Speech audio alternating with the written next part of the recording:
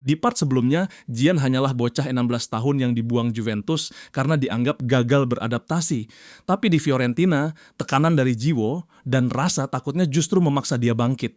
Dari pemain cadangan, Gian mencetak gol, mendapat kontrak profesional, lalu kembali menghadapi mantan klub yang membuangnya. Malam itu, satu golnya membuat Juventus tumbang. Tapi ini baru awal, karena direktur baru Juventus sadar mereka baru saja melepas calon monster. Sementara Fiorentina bersiap membawa Gian ke level yang jauh lebih kejam. Ia mulai merasa mungkin dirinya sudah bukan satu-satunya teman laki-laki tersebut. Meski begitu, Gian tidak boleh melupakannya selama ini. Jiwo mulai bertanya-tanya apakah dirinya masih dianggap penting. Sebuah notifikasi akhirnya muncul. Jiwo buru-buru membuka ponsel dan menemukan pesan yang sejak tadi ditunggu. Jian bukan hanya membalas, tetapi juga mengajaknya pergi bersama keesokan harinya. Setelah hari pertemuan tiba, keduanya terlihat berada di sekitar Stadion Artemio Franchi, kandang tim utama Fiorentina. Mereka akan menonton pertandingan Serie A akhir pekan itu. Jiwo bertanya kenapa Jian tidak datang bersama teman-teman sekolahnya. Jian mengaku belum terlalu nyaman bersama mereka dan juga tidak ingin pergi sendirian. Jiwo langsung menyimpulkan dirinya hanya dijadikan pilihan terakhir. Jian buru-buru menyangkal. Dia mengundang Jiwo karena merasa paling nyaman berada bersamanya. Jawaban tersebut langsung memuaskan hati Jiwo. Gadis itu memeluk Jian sambil memperlakukannya seperti bayi kecil yang dahulu sering dijaga.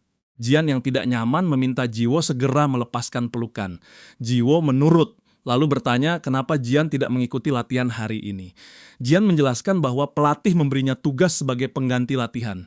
Untuk memahami maksudnya, kejadian perlu kembali ke satu hari sebelumnya.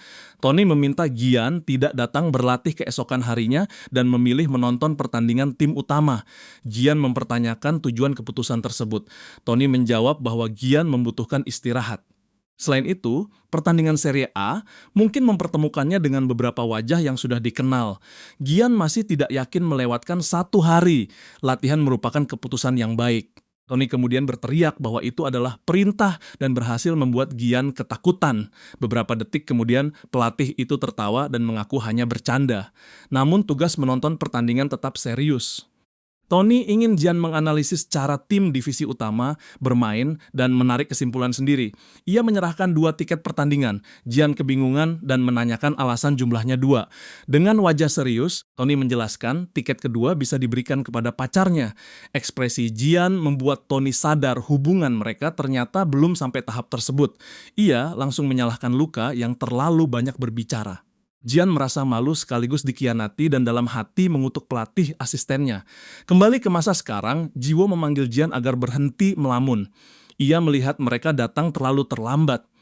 Bila harus mengantre bersama penonton lain, pertandingan mungkin sudah dimulai sebelum mereka masuk. Gian memegang lengan Jiwo dan memintanya tidak khawatir. Ia membawa gadis itu menuju pintu masuk lain. Jiwo terkejut karena mereka diizinkan masuk tanpa menunggu antrean. Gian menjelaskan semua itu berkat tiket yang diberikan pelatih, meskipun dengan sombong menambahkan bahwa dirinya sebentar lagi akan bermain di stadion tersebut.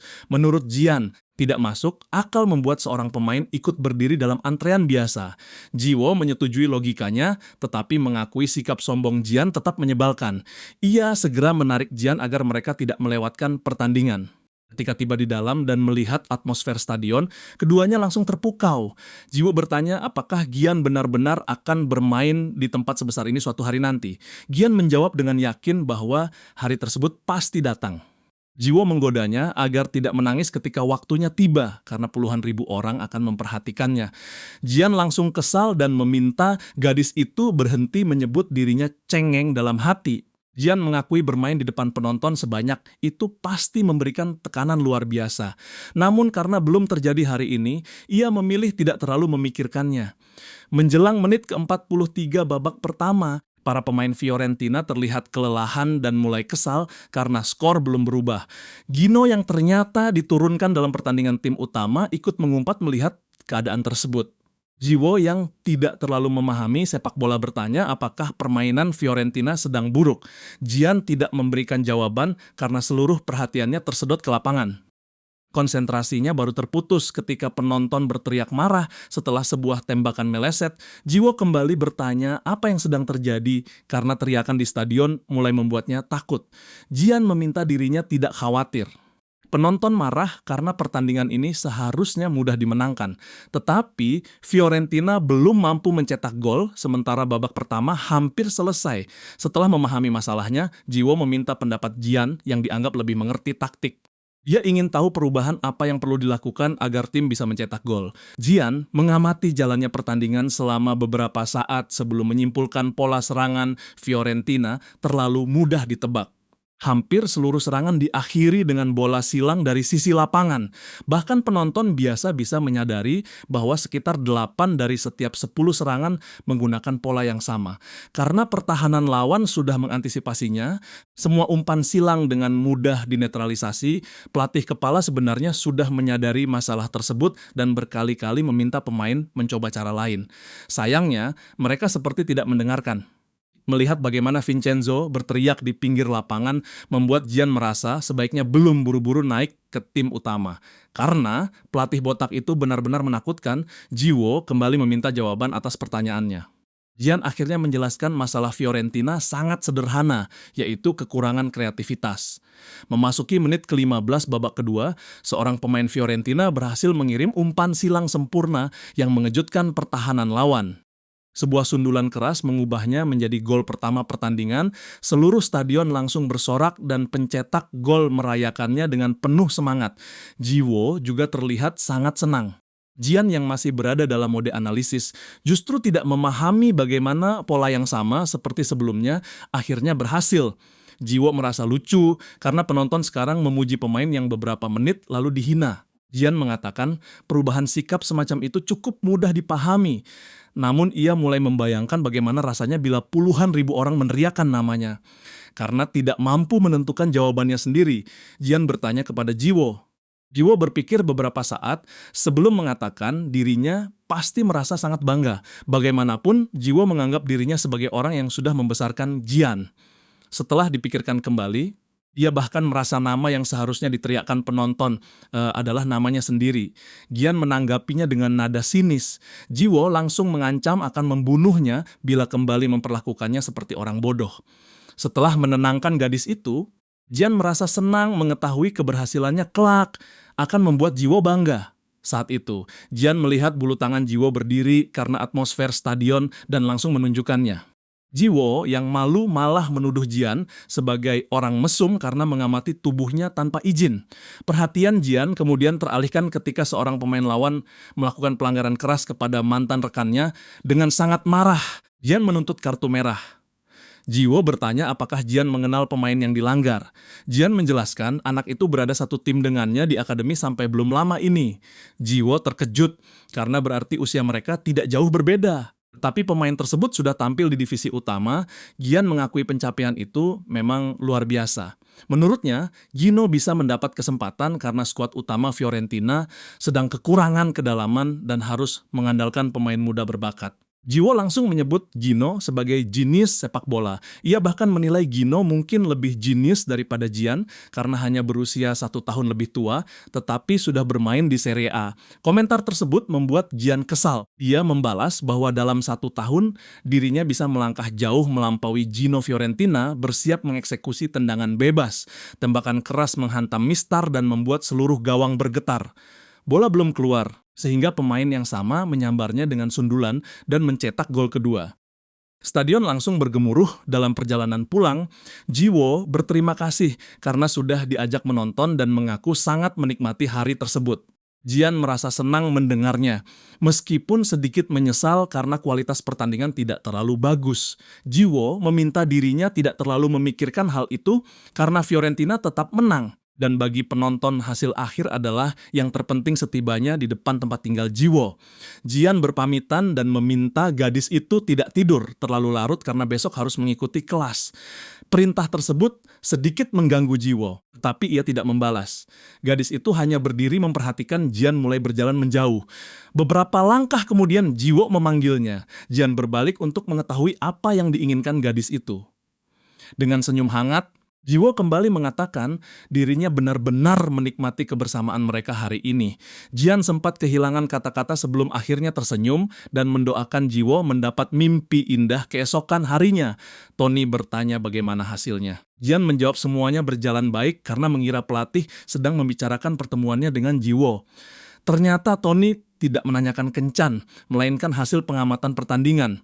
Ia ingin mendengar pendapat jujur Jian mengenai tim utama. Dengan sedikit malu, Jian menjelaskan Fiorentina bermain sangat buruk dalam urusan kreativitas.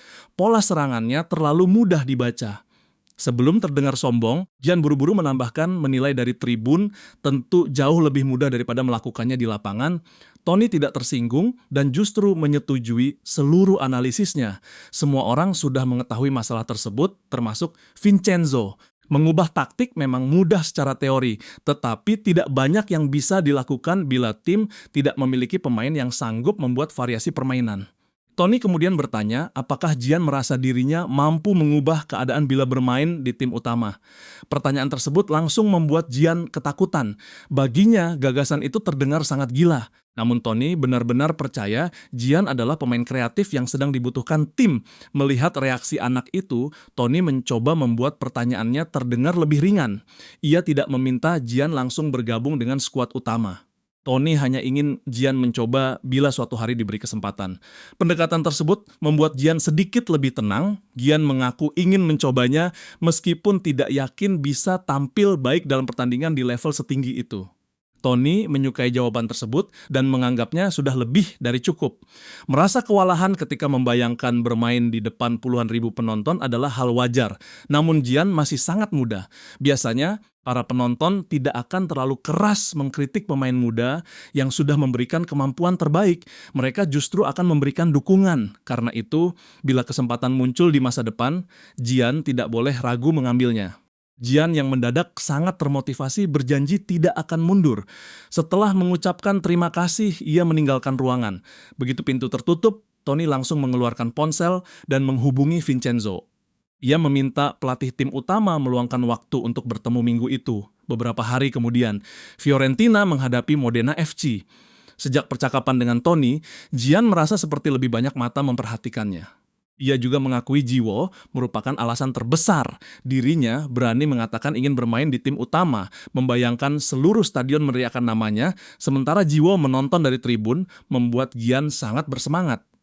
Namun ia mulai menyadari tidak semua hal dilakukan semata-mata demi Jiwo. Tidak diragukan lagi, kedatangan gadis itu menjadi pemicu perubahan besar.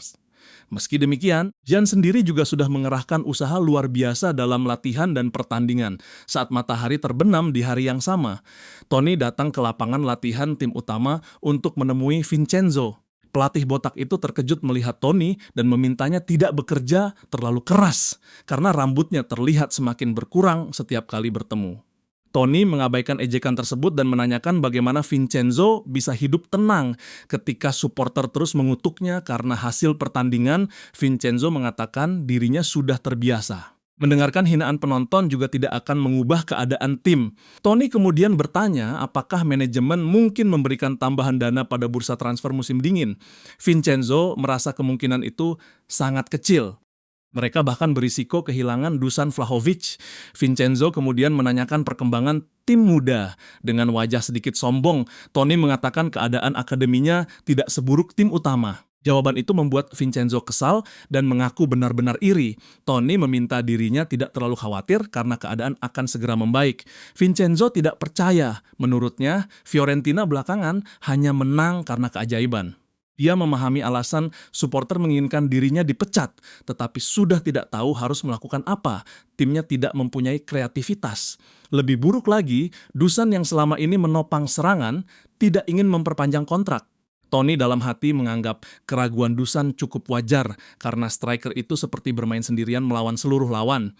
Vincenzo mengatakan, bila tim tidak diperkuat dalam bursa transfer berikutnya, mereka pasti kehilangan Dusan. Tony bertanya apakah sudah ada calon pengganti.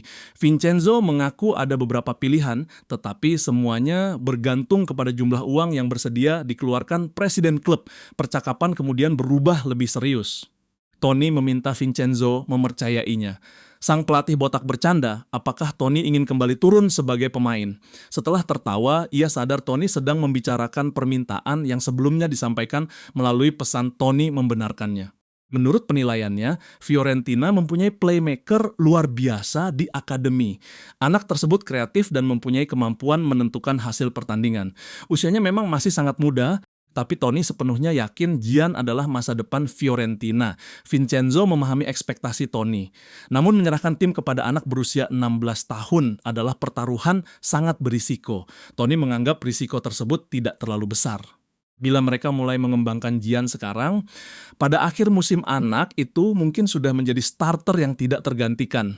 Vincenzo menyimpulkan Toni sedang memintanya mengandalkan pemain akademi daripada membeli penyerang baru pada musim dingin. Mereka hanya bisa berharap rencana tersebut berhasil. Toni menjelaskan kerugiannya tidak akan terlalu besar. Dana yang tidak digunakan membeli pemain bisa dipakai menata skuad dengan lebih baik pada musim berikutnya. Vincenzo berpikir cukup lama. Dia mengakui mempercayai penilaian Toni dan tahu pria itu tidak akan mengambil risiko bila pemain yang dimilikinya bukan bakat istimewa. Meski demikian, menyerahkan setengah musim kepada prospek berusia 16 tahun tetap bukan keputusan mudah. Vincenzo bersedia mempertimbangkannya bila Toni bisa menunjukkan sesuatu yang benar-benar menarik. Toni heran karena semua rekaman Gian sudah dikirim kepadanya. Vincenzo terdiam sebelum mengaku belakangan terlalu sibuk dan belum menonton satupun video tersebut. Toni kecewa karena sengaja menghubunginya secara pribadi agar hal semacam itu tidak terjadi. Ia menegaskan Vincenzo benar-benar harus melihat Gian bermain, sang pelatih meminta maaf dan berjanji akan melakukannya, namun bukan melalui rekaman. Vincenzo ingin melihat Gian secara langsung di lapangan pada hari Senin. Sementara itu, pertandingan Gian melawan Modena berakhir dengan skor 7 gol berbanding 1 bagi Fiorentina.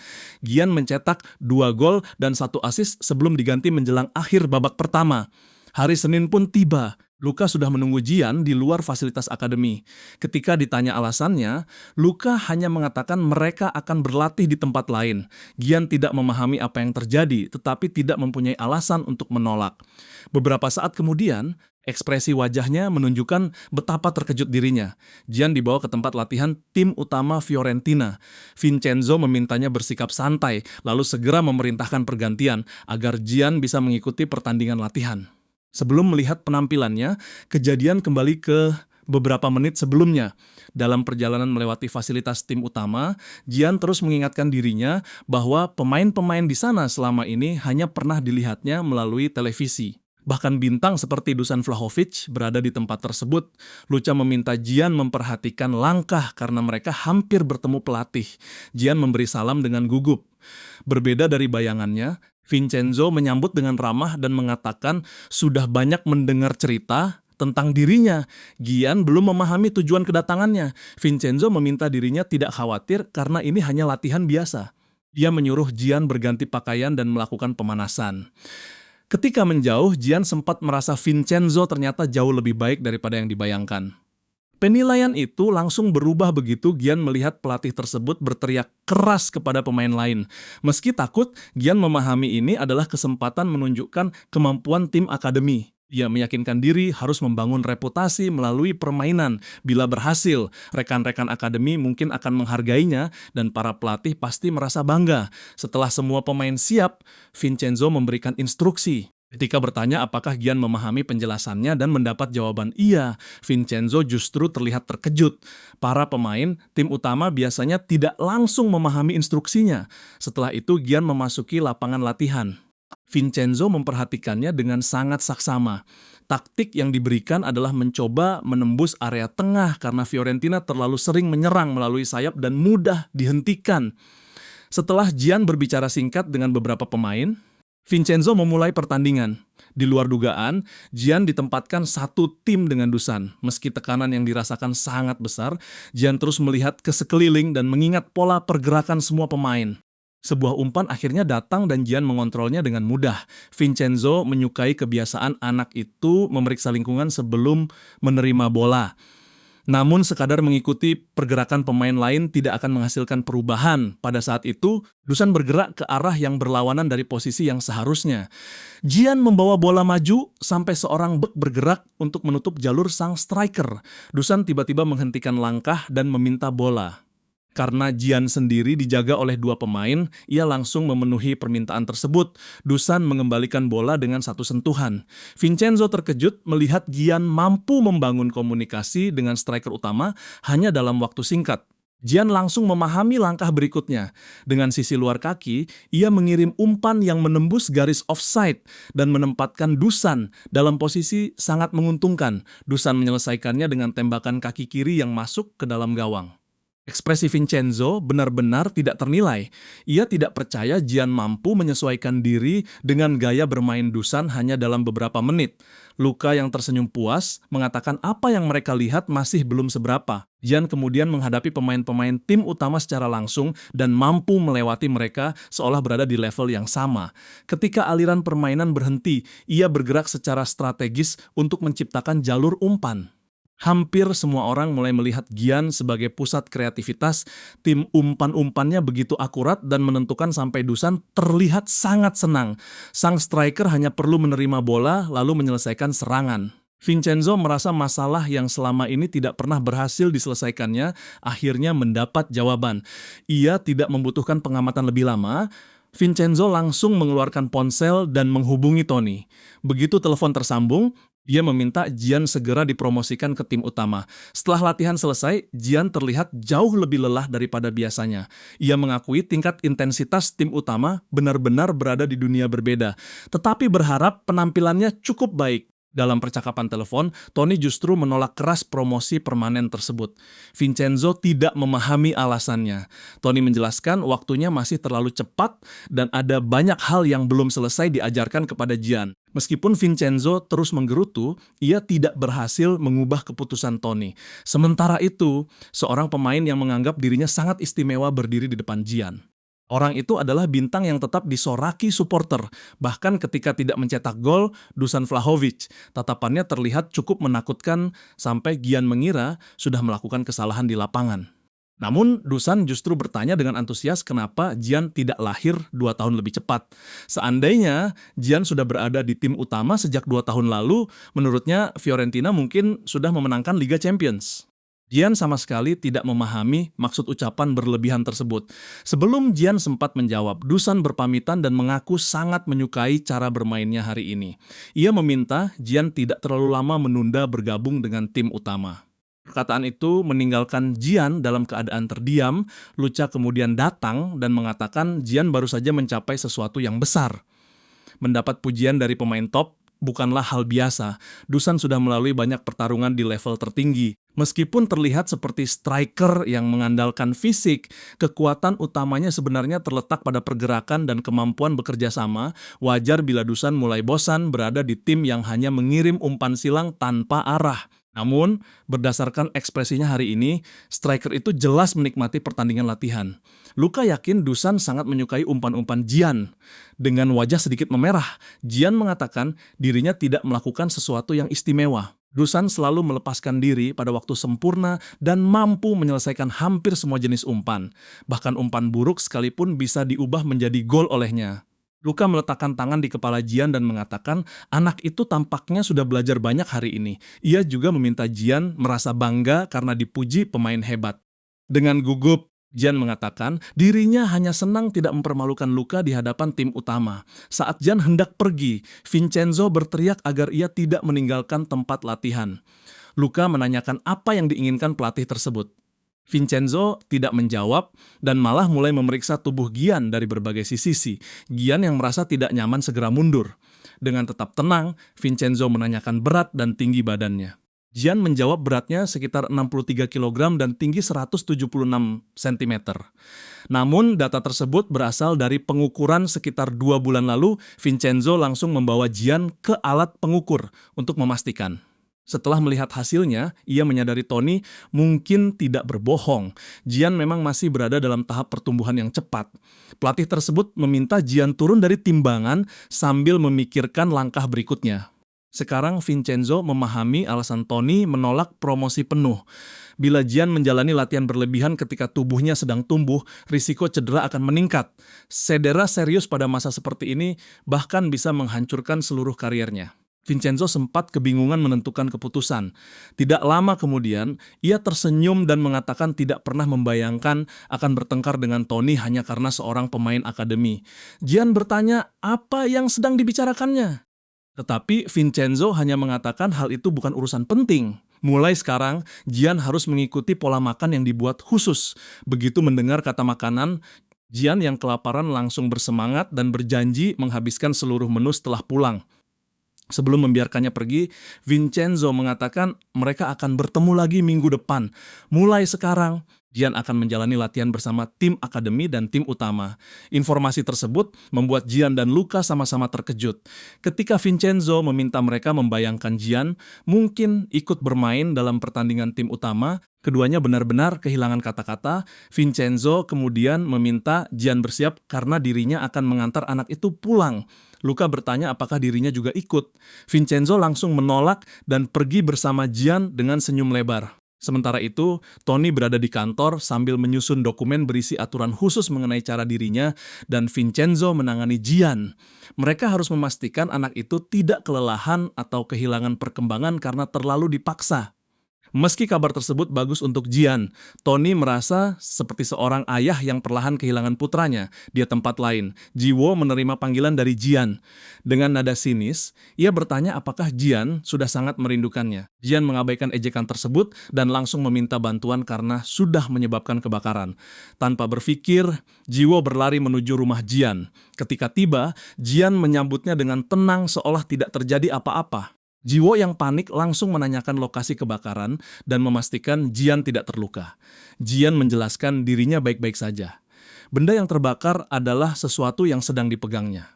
Jiwo langsung marah dan mengancam akan membunuh Jian bila kembali menakutinya seperti itu. Jian membela diri dengan mengatakan Jiwo menutup telepon sebelum mendengar penjelasan sampai selesai. Ia juga sudah mencoba menelepon kembali. Tetapi Jiwo tidak menjawab. Setelah lebih tenang, Jiwo mengakui dirinya langsung berlari begitu mendengar kata kebakaran. Ia terlalu panik sampai tidak mampu berpikir jernih. Jian menghargai kekhawatiran tersebut, tetapi tetap mengejek Jiwo terlalu berlebihan. Setelah itu, ia baru menyadari gadis tersebut datang tanpa alas kaki dan benar-benar berlari dari rumahnya sampai ke sana. Rasa bersalah mulai muncul. Jiwo kemudian mengalihkan perhatian kepada benda yang hangus dan bertanya apakah Jian mencoba membakar sepatu sepak bolanya. Dengan malu, Jian menjelaskan benda hitam itu sebenarnya masakan pertama yang pernah dibuatnya. Jiwo tampak ketakutan melihat hasilnya. Ia tidak memahami bagaimana ikan berwarna putih bisa berubah menjadi sesuatu seperti arang. Jian menjelaskan pelatih memberinya rencana makanan dan dirinya mencoba mengikuti instruksi tersebut. Tapi gagal total. Dengan wajah puas, Jiwo bertanya apakah Jian sekarang memahami sulitnya memasak dan betapa hebat dirinya sebagai seorang kakak. Jian dengan berat hati mengakui Jiwo memang benar dan berterima kasih karena selalu membantu. Jiwo langsung menyatakan dirinya memang yang terbaik. Jian menundukkan kepala sambil bertanya-tanya, kenapa dia pernah bisa mengalahkan Jiwo dalam hal apapun. Biasanya ia tidak bersikap selemah itu. Namun, setiap kali gadis tersebut muncul, cara berpikir Jian seperti berhenti bekerja dengan baik. Jiwo menanyakan apakah pola makan tersebut dibuat untuk menambah berat badan dan kenapa Jian harus melakukannya sekarang. Jian membenarkannya. Ia melihat kesempatan untuk membual dan mengatakan sedang mempersiapkan diri bermain bersama para senior. Menurut Jian, dirinya sekarang menjadi pemain penting yang dibutuhkan dua tim sekaligus. Para pelatih bahkan menyadari betapa besar nilainya. Jiwo awalnya tidak memahami maksud penjelasan tersebut. Namun ketika Jian mengatakan dirinya kini menjadi bagian tim utama, gadis itu langsung bersemangat. Sebelum Jian menyadari apa yang terjadi, Jiwo sudah berdiri di dapur. Ia mengumumkan mulai sekarang akan bertanggung jawab atas seluruh kebutuhan nutrisi Jian. Dalam waktu singkat, Jiwo berhasil menyiapkan menu sarapan dan makan siang. Saat waktu istirahat latihan berikutnya, Jian membuka kotak makan buatan Jiwo. Dia tidak bisa menahan komentar bahwa penampilannya terlihat sangat bagus. Vincenzo yang kebetulan lewat ikut memperhatikan dan mengatakan makanan itu pasti dibuat oleh pacarnya. Pelatih tersebut terus menggoda ketika melihat Jian gugup. Dia mengaku mengetahui rahasia itu dari Tony. Sambil menahan kesal, Jian menjelaskan Jiwo bukan pacarnya, melainkan hanya seorang teman. Vincenzo pura-pura mempercayainya. Dia mengatakan sangat normal bagi seorang teman biasa menyiapkan makan siang sebagus itu. Sambil meminta Gian mulai makan, Vincenzo menjelaskan berbagai hal yang harus dilakukan dan dihindari mulai sekarang. Gian mendengarkan, tetapi pikirannya terus tertuju kepada betapa hebat kemampuan memasak Jiwo. Tiba-tiba nasi masuk ke saluran yang salah dan membuatnya tersedak. Dengan panik, Gian mengambil air dan minum sebanyak mungkin. Vincenzo ikut ketakutan dan meminta Gian tidak mati, karena bila sesuatu terjadi kepadanya, karier mereka berdua akan berakhir. Setelah keadaan kembali tenang, ponsel Gian berbunyi. Panggilan itu berasal dari Tony. Gian meminta izin menjawab dan Vincenzo mempersilahkannya. Namun begitu percakapan dimulai, sang pelatih botak langsung kesal dan meminta ponsel diberikan kepadanya. Gian yang ketakutan tidak berani menolak. Vincenzo meminta Tony berhenti mengganggu anak itu selama jam makan dan langsung menutup telepon. Tony marah, mengatai Vincenzo botak, lalu berkali-kali mencoba menelepon Gian kembali. Vincenzo terus menolak seluruh panggilan sambil mengatakan menghubungi seorang anak terlalu sering bukanlah tindakan yang baik. Gian tidak memahami apa yang sebenarnya terjadi di antara kedua pelatih. Rupanya Tony menelepon untuk mengingatkan pertandingan akademi pada akhir pekan melawan Parma.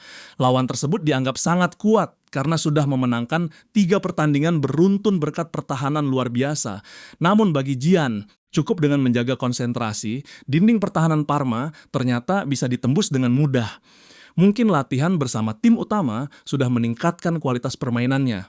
Gian terus mencetak gol tanpa benar-benar menyadari bagaimana semuanya terjadi. Hari itu, Gian mencatat hat-trick pertamanya di Italia. Pencapaian tersebut bahkan masih sulit dipercaya olehnya. Menjelang akhir babak pertama, Tony menarik Gian keluar dan mengucapkan selamat atas penampilannya. Tony kemudian meminta Gian tidak terlalu terkejut dengan kabar yang akan disampaikan karena hal tersebut sangat penting. Namun sebelum informasi itu diberikan, adegan berpindah kepada Vincenzo yang sedang memegang daftar pemain untuk pertandingan Serie A berikutnya. Nama Gian terlihat berada di antara para pemain cadangan. Hari pertandingan pun tiba. Gian duduk di ruang ganti sambil mendengarkan instruksi Vincenzo. Meskipun tahu hanya menjadi pemain cadangan dan mungkin tidak akan diturunkan, rasa cemas tetap sulit dikendalikan. Tekanan berada di ruang ganti tim utama begitu besar sampai Gian hampir tidak mendengar penjelasan pelatih. Ia bertanya-tanya apakah perasaannya akan menjadi semakin buruk ketika keluar dan mendengar suara puluhan ribu supporter. Kesempatan memang sudah diberikan, tetapi Gian tidak yakin mampu memenuhi ekspektasi. Ia akhirnya menenangkan diri dengan berpikir kemungkinan besar tidak akan dimainkan. Cristiano Biraghi, kapten Fiorentina, mendekat dan meminta Gian tetap fokus. Dia mengajak anak itu mengikuti seluruh pemain keluar dari ruang ganti. Gian bangkit dan mempersiapkan mental menghadapi sesuatu yang belum pernah dialaminya. Hari ini adalah pekan pertandingan ke-9 Serie A. Fiorentina bermain di kandang menghadapi Genoa dan seluruh stadion dipenuhi penonton. Dia salah satu tribun, terdapat 2 orang yang selama ini menjadi sumber tenaga Gian. Mereka adalah ayah dan sahabatnya, meskipun banyak orang mungkin akan mengira Jiwo adalah pacarnya. Jiwo terlihat sedikit tidak nyaman mendengar suara penonton yang begitu keras. Ayah Gian setuju atmosfer tersebut benar-benar berbeda dari pertandingan akademi. Dengan penuh semangat, Jiwo mengatakan tidak menyangka akan melihat Gian berada di stadion sebesar ini dalam waktu secepat itu.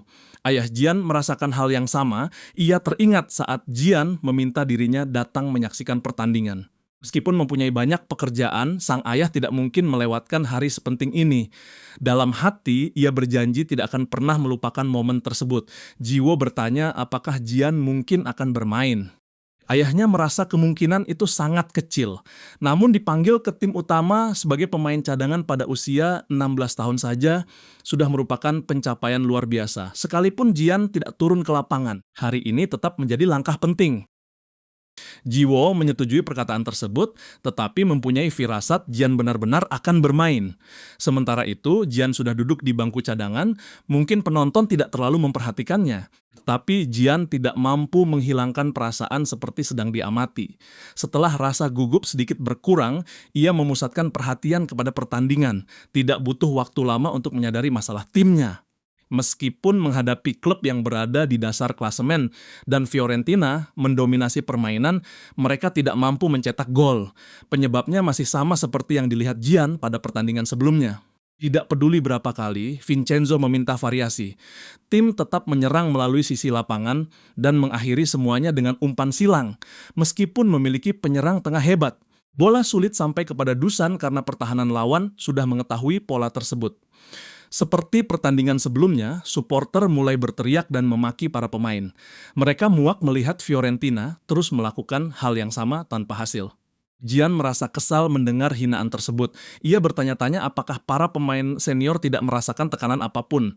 Vincenzo memahami ketidaksabaran supporter dan bahkan diam-diam menyetujui mereka. Pelatih itu sendiri bosan melihat timnya mengulang serangan identik. Sebuah umpan silang akhirnya berhasil melewati pertahanan. Dusan tidak menyia-nyiakan kesempatan dan mencetak gol pertama. Semua pemain cadangan, termasuk Gian, langsung merayakannya. Anehnya, sebagian penonton justru mencemooh. Mereka mengatakan gol itu hanya keberuntungan. Setelah mengirim begitu banyak umpan silang, wajar bila satu di antaranya akhirnya menghasilkan gol. Menurut mereka, kemenangan dengan cara semacam itu hanya memuaskan tim mediocre. Gian tidak mengerti kenapa supporter tetap tidak senang meskipun tim mencetak gol. Hinaan kepada Vincenzo juga terus turun, sampai Gian mulai merasa kasihan. Tepat ketika memikirkan hal tersebut, pelatih botak itu menatap langsung ke arahnya. Tatapan itu membuat Gian merasakan ketakutan sebenarnya. Namun ketika pandangan mereka bertemu, Vincenzo justru memberikan senyum penuh keyakinan. Memasuki menit ke-10 babak kedua, sebuah umpan silang mengenai kaki bek dan berubah arah. Dusan yang terus lapar mencetak gol, melihat bola tersebut sebagai peluang. Ia menjatuhkan diri sambil menyambar bola dan berhasil mencetak gol kedua. Sekali lagi, supporter mencemooh karena menganggapnya gol keberuntungan. Jiwo tidak memahami kemarahan mereka. Menurutnya, seburuk apapun permainan Fiorentina, mereka tetap sedang menang. Seharusnya hasil tersebut menjadi hal terpenting. Ayah Gian menjelaskan pendapat itu memang masuk akal. Namun bagi banyak penggemar, hiburan juga penting. Bila tim tidak memberikan permainan yang menyenangkan, menonton pertandingan akan terasa sia-sia. Ia sendiri mulai bosan melihat pola serangan yang terus diulang.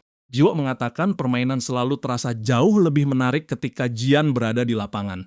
Ayahnya mengangguk meskipun tahu peluang Gian diturunkan sangat kecil. Tepat saat itu, mata keduanya melebar melihat sesuatu yang tidak pernah dibayangkan. Gian bangkit dari bangku cadangan dan bersiap menjalani debut profesional di Serie A. Vincenzo memeluknya sebelum masuk. Satu-satunya instruksi yang diberikan adalah agar Gian melakukan apapun yang diinginkannya. Rasa lapar untuk membuktikan diri langsung menguasai Gian. Ia berjanji mengikuti instruksi tersebut sampai tuntas. Beberapa minggu lalu, Gian hanyalah anak berbakat yang hampir kehilangan keinginan berjuang dalam sepak bola. Takdir dan kebohongannya sendiri memaksanya kembali bergerak. Perkembangan Gian berlangsung sangat cepat. Hanya dalam hitungan minggu, ia naik dari tim Akademi Fiorentina menuju skuad utama dan berbagi ruang ganti dengan bintang seperti Dusan Vlahovic, Cristiano Biraghi, serta pemain-pemain besar lainnya. Sekarang Gian berdiri di pinggir lapangan, bersiap debut di Serie A di hadapan stadion yang menunggu sesuatu darinya. Pertanyaan terbesarnya adalah apakah anak itu mampu menunjukkan bahwa bakatnya tidak memiliki batas.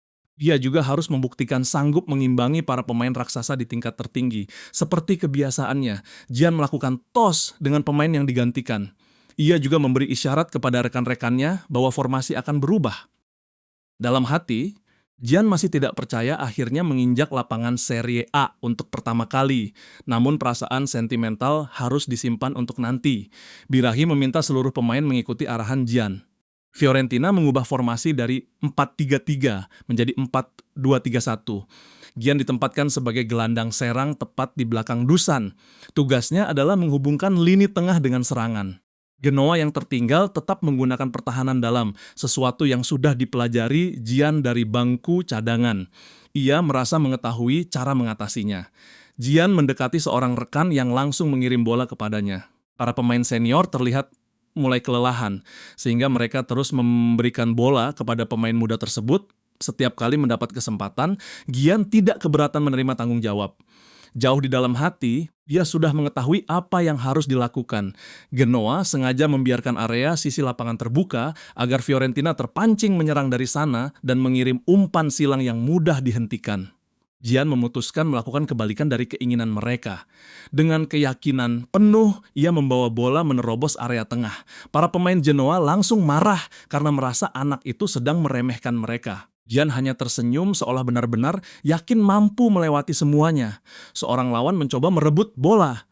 Gian menggesernya ke samping dan menghindari tackle dengan mudah, meskipun sudah melewati satu pemain. Dinding pertahanan besar masih berdiri di hadapannya. Namun Gian tidak sendirian. Dusan bergerak menunjukkan diri dan Gian langsung mengoper kepadanya untuk melewati garis pertama. Dusan memuji umpan tersebut. Gian hampir tidak mendengarnya karena terus fokus kepada serangan. Ia bergerak maju dan kembali meminta bola sesuai perkiraan. Dusan mengirim umpan sempurna lalu ikut bergerak mengejar serangan. Kecepatannya menyusul permainan begitu luar biasa sampai Gian merasa striker tersebut seperti mempunyai dua tubuh. Dengan memanfaatkan kekuatan fisik Dusan dan posisi yang semakin dekat ke gawang, Gian memberikan umpan terakhir. Ia menduga Dusan akan langsung menembak. Namun Gian tetap berlari mengikuti serangan. Dusan menatap pergerakannya, lalu secara mengejutkan memberikan umpan Rabona yang menghancurkan susunan pertahanan Genoa karena tidak pernah berhenti bergerak. Gian berada tepat di tempat yang dibutuhkan. Ia menerima bola dalam ruang terbuka. Untuk sesaat, seluruh suara stadion seperti menghilang. Satu-satunya hal yang muncul di pikiran Gian adalah wajah orang-orang yang ingin dibuatnya bangga. Rasanya seperti hanya ada dirinya dan bola di dunia. Dalam ketenangan tersebut, Gian mengayunkan kaki Jiwo, ayahnya, rekan-rekannya, dan seluruh penonton menyaksikan bola masuk ke gawang. Gian berteriak penuh kegembiraan, meskipun semua hal terasa seperti mimpi. Ia mulai bertanya-tanya kapan mimpi tersebut sebenarnya dimulai. Apakah sejak dirinya menandatangani kontrak profesional, atau ketika pertama kali bergabung dengan latihan tim utama. Sebelum sempat memikirkan keanehan momen tersebut lebih jauh, Dusan sudah memeluknya dan memberi selamat atas serangan luar biasa itu. Saat itulah Gian sadar semuanya benar-benar nyata. Dia baru saja mencetak gol dalam debut bersama tim utama Fiorentina. Semua orang datang untuk merayakannya. Gol Gian membuat Fiorentina unggul 3 gol tanpa balas. Seorang bek senior ikut memberi selamat dan mengatakan hasil itu membuktikan keberhasilan Gian. Melewatinya dalam latihan bukanlah kebetulan. Biraghi meminta semua orang berhenti mengerumuni dan menekan Gian. Bila mereka memperlakukan anak muda itu tanpa rasa hormat, para pemain bisa mendapat masalah dari pelatih. Biraghi kemudian mendorong Gian ke arah tribun agar dirinya menikmati sambutan yang sudah diciptakan. Gian berterima kasih kepada kapten. Sebelum menyadari apa yang terjadi, ia sudah berdiri di depan stadion yang meneriakkan namanya, tepat seperti yang pernah dibayangkan. Mengetahui Jiwo dan ayahnya ikut melihat membuat perasaan Gian semakin luar biasa. Dia mengangkat tangan dan berterima kasih kepada semua orang yang sudah mempercayainya. Gerakan tersebut membuat sorakan semakin keras. Beberapa detik kemudian, Gian sedikit menyesal mengangkat tangan terlalu tinggi karena khawatir terlihat sombong. Dusan mendekat dan memintanya bersiap menghadapi sesuatu. Mencetak gol dalam laga debut akan mengubah hidup Gian. Gian tidak memahami maksud perkataan tersebut. Tidak peduli seberapa sering meminta penjelasan, Dusan tidak bersedia memberikannya. Pertandingan akhirnya selesai dengan kemenangan 3 gol tanpa balas bagi Fiorentina. Gian sangat bahagia, tetapi belum membayangkan kenyataan yang menunggu di luar stadion. Pertandingannya tidak hanya disaksikan ayah dan Jiwo. Puluhan ribu orang lain juga baru saja melihat kelahiran pemain muda baru. Ketika membereskan barang di ruang ganti, tangan Gian masih gemetar. Ia mencoba menenangkan diri dengan mengingat penampilannya berjalan baik. Sebentar lagi, Gian juga akan bertemu Jiwo dan ayahnya untuk makan bersama. Biraghi tiba-tiba menghentikannya dan bertanya apakah Gian berencana pergi begitu saja. Dusan ikut mendekat dan mengatakan dirinya sudah memberikan peringatan. Bila berada di posisi Gian, Dusan mungkin sudah melarikan diri melalui pintu belakang. Biraghi mengatakan Gian harus membayar harga karena mencetak gol pada debut. Gian tidak memahami maksudnya dan sempat mengira ada aturan yang melarang pemain mencetak gol terlalu cepat. Bila benar, mungkin ia akan dihukum sesampainya di rumah. Beberapa detik kemudian, Gian akhirnya memahami peringatan para senior. Banyak penonton sedang menunggunya di luar stadion untuk meminta foto dan tanda tangan. Biraghi kembali mengatakan semua itu terjadi karena gol Gian dalam laga debut. Jian yang sama sekali tidak siap langsung panik dan mencoba mundur. Namun Biragi menahannya dan meminta Jian bertanggung jawab atas kegembiraan yang sudah diciptakan. Menurut Kapten, Jian mempunyai dua pilihan. Pilihan pertama adalah mengatakan dirinya sangat lelah, mengusir para penggemar, lalu pergi. Pilihan kedua adalah melayani foto dan tanda tangan dengan sepenuh hati. Gian terkejut karena sebenarnya hanya ada satu pilihan yang bisa diterima. Pilihan pertama hanya akan membuatnya terlihat seperti sampah di hadapan publik. Pada akhirnya, Gian memilih keluar dan menandatangani semua benda yang mampu dilayaninya. Biragi tetap berdiri di samping untuk membantu. Para penggemar begitu puas dengan penampilan Jian sampai meminta dirinya menjadi starter dalam pertandingan berikutnya. Jian hanya bisa membalasnya dengan tanda tangan dan ucapan terima kasih. Sebagai kapten, Birahi meminta mereka tidak memberikan tekanan terlalu besar. Jian baru berusia 16 tahun dan perlu dijaga. Birahi kemudian menawarkan tanda tangannya sendiri bila para penggemar masih menginginkan lebih banyak. Tawaran tersebut justru membuat mereka marah dan mengatakan lebih baik tidak memperoleh tanda tangan daripada harus menerima milik Biragi. Kapten tidak mampu menahan emosi dan hampir bertengkar dengan para penggemar. Ketika Jian akhirnya naik ke bus, ia mengakui Biragi benar-benar luar biasa. Meski terus dihina, kapten itu tidak pernah kehilangan motivasi. Seseorang dari dalam bus menanyakan kenapa Jian begitu lama. Para pemain senior langsung mengeluh karena harus menunggu dan menyalahkan pemain muda tersebut. Jian tidak tahu harus menjawab apa, sekali lagi Biragi menyelamatkannya dengan meminta semua orang tidak mengganggu Jian terlalu keras. Menurutnya, anak itu bisa saja menangis. Seluruh pemain langsung tertawa karena perkataan tersebut hanya lelucon. Ketika Jian berjalan menuju tempat duduk, para senior akhirnya mengucapkan terima kasih.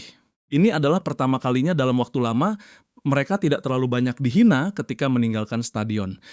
Mereka juga mengakui Jian hari ini bermain seperti seorang profesional. Jian menghargai semua pujian tersebut. Tubuhnya terasa lebih lelah daripada sebelumnya, tetapi rasa itu langsung terlupakan saat melihat penggemar masih meneriakkan namanya dari luar bus. Jian tidak memahami kenapa mereka belum pulang meski begitu. Ia mengeluarkan ponsel dan memotret kerumunan tersebut agar bisa menunjukkannya kepada Kim Ji-woo. Dengan pemandangan itu, hari pertama Jian bersama tim utama Fiorentina akhirnya berakhir. Keesokan harinya, Jian datang ke lapangan latihan tim U17 sambil menyesali kesombongannya sendiri. Foto kerumunan penggemar yang dikirimkannya kepada Ji-woo ternyata tidak menghasilkan reaksi seperti yang diharapkan. Ji-woo malah mengejek dan bertanya apakah sekarang Jian ingin diperlakukan seperti seorang superstar. Jian tidak mampu menjawab dan setiap kali mengingat percakapan tersebut, rasa malunya kembali muncul. Lebih parah lagi, ayah Jian membongkar sikap Ji-woo ketika menonton pertandingan. Pria itu menceritakan bahwa setiap kali Jian menyentuh atau menendang bola, Ji-woo selalu berteriak bahwa penampilannya sangat hebat. Sang ayah mengulangi kejadian tersebut berkali-kali sampai Ji-woo hampir menangis dan memohon agar dirinya berhenti mempermalukannya. Lamunan Jian terputus ketika Luka menyambutnya dengan suara sangat keras. Sang pelatih memperkenalkannya sebagai kebanggaan akademi, pencetak gol termuda klub, sekaligus H-Team. Jian panik dan meminta Luka mengecilkan suara karena takut ada orang lain yang mendengar. Sayangnya, semuanya sudah terlambat.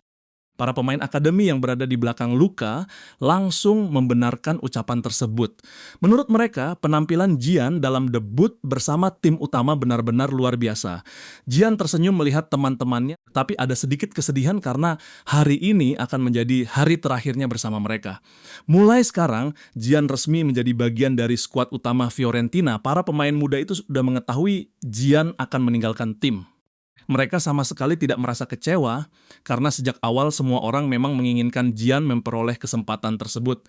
Mereka bahkan yakin tidak lama lagi akan menyusul dan kembali bermain bersamanya di tim utama. Bruno kemudian mendekat dan mengatakan Jian benar-benar seorang jenius. Seperti biasa, Jian langsung menyangkal. Namun, penjelasan Bruno mengenai kemampuan, visi permainan, dan perkembangan Jian terdengar sangat masuk akal sampai dirinya hampir ikut percaya. Sebelum berpisah, Bruno meminta Jian tidak melupakan rekan-rekan yang menemaninya dari bawah. Ia juga berharap Jian bersedia merekomendasikan mereka kepada para petinggi klub begitu memperoleh kesempatan. Jian tidak tahu bagaimana harus menanggapi permintaan tersebut. Untungnya, Luka datang dan mengatakan mereka harus segera berangkat. Jian langsung menggunakan kesempatan itu untuk melarikan diri dari percakapan, lalu berpamitan kepada semua pemain. Momen tersebut memiliki arti besar bagi Jian. Anak-anak di akademi sudah berada di sisinya saat ia berada dalam kondisi terburuk. Mereka juga tetap mendukungnya ketika masalah masa lalu bersama Juventus terus mengganggu pikirannya. Meninggalkan mereka bukan berarti Gian melupakan tempat dirinya kembali menemukan semangat bermain bersama Luka. Gian akhirnya tiba di tempat latihan tim utama. Demi membawa nama baik tim U17, Gian mencoba masuk dengan penuh percaya diri. Ia berteriak bahwa pemain termuda dan paling menjanjikan dari akademi akhirnya bergabung dengan para senior. Teriakan tersebut membuat semua pemain veteran menoleh. Mereka menghampiri Jian dengan rasa penasaran. Begitu banyak perhatian langsung tertuju kepadanya sampai Jian tidak mampu menahan tekanan.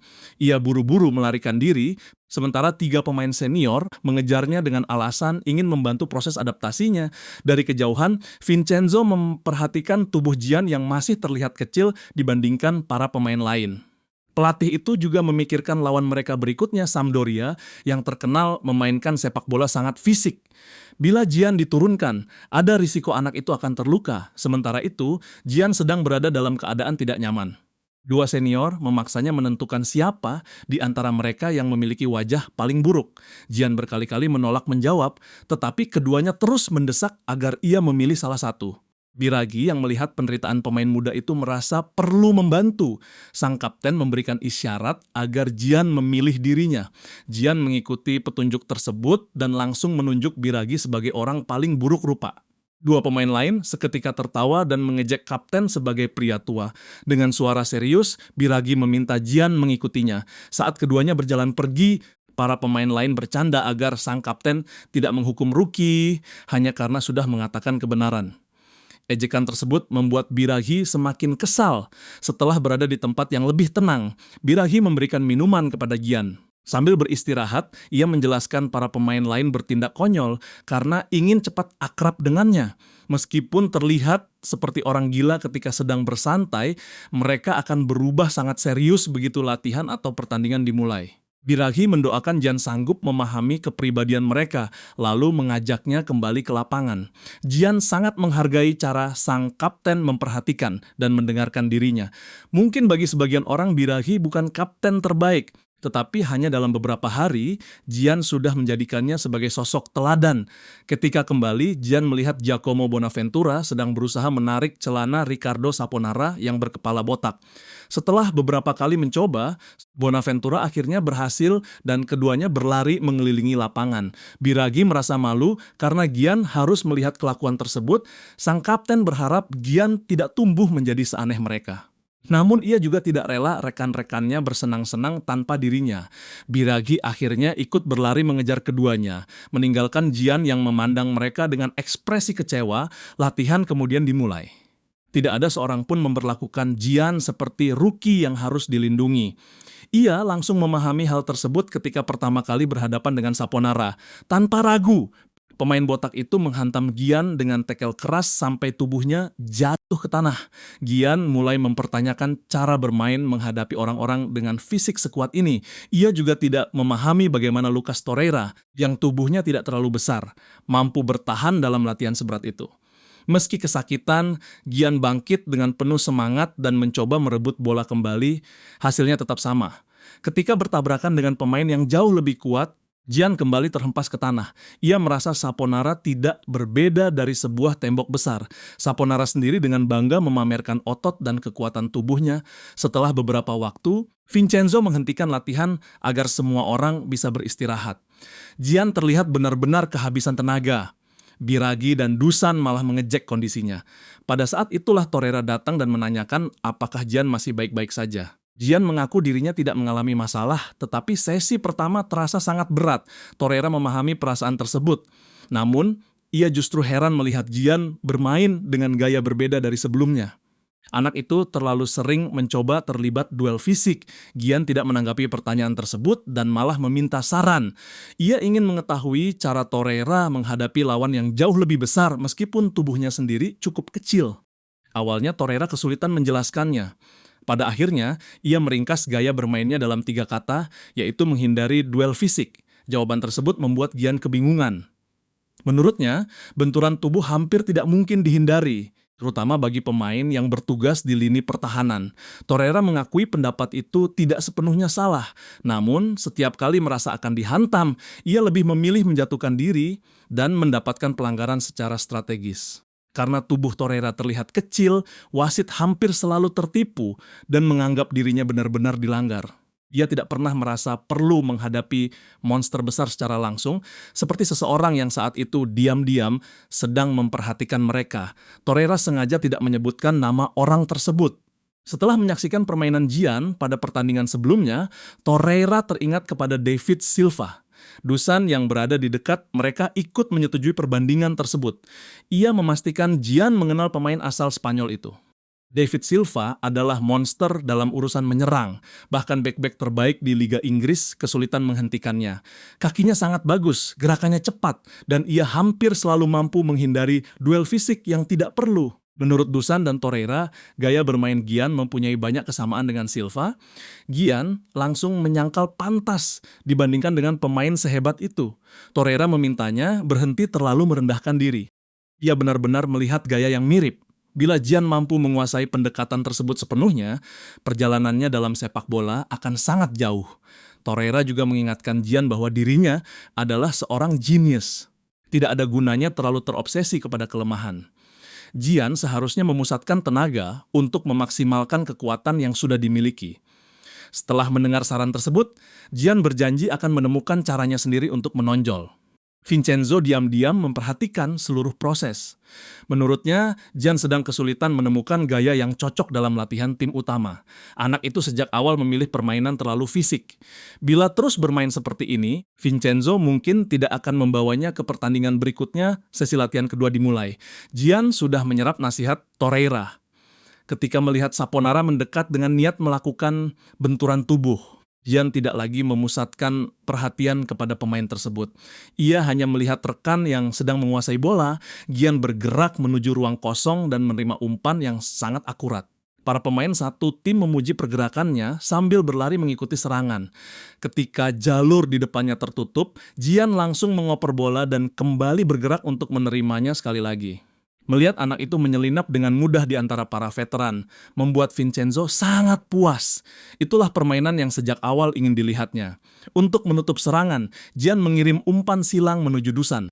Sang striker melompat tanpa terlihat berada di bawah tekanan dan menyundul bola menjadi gol. Di tempat lain, seorang jurnalis independen sedang mengejar seorang pelatih. Dia meminta pendapat mengenai pemain muda Fiorentina yang tampil pada pertandingan terakhir.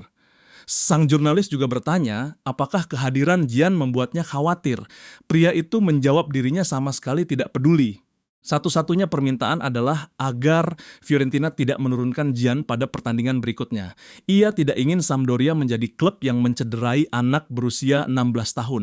Pria tersebut adalah Roberto De Aversa, pelatih Sampdoria. Hari pertandingan pekan ke-10 akhirnya tiba.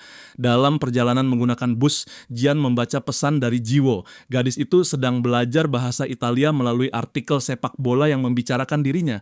Meskipun sedikit terganggu, Gian tetap membantu memperbaiki kesalahan kata dan menjelaskan bagian yang tidak dipahami Jiwo. Ucapan pelatih Sampdoria dalam artikel terus terngiang di kepalanya.